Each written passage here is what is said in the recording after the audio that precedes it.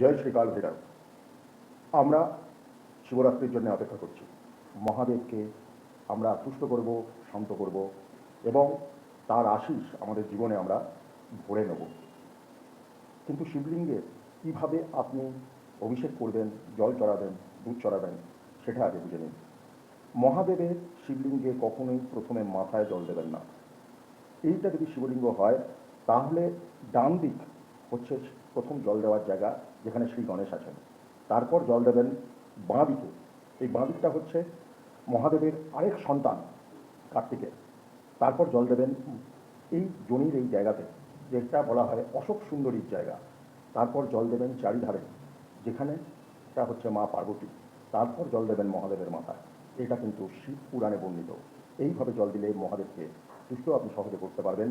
এবং এর সাথে মন্ত্র যদি আপনি বলেন ওম নমঃ শিবায়, তাহলে মহাদেব আপনার উপরে কৃপা নিশ্চয়ই করবেন। ধন্যবাদ। জয় শ্রী কাল ভৈরব।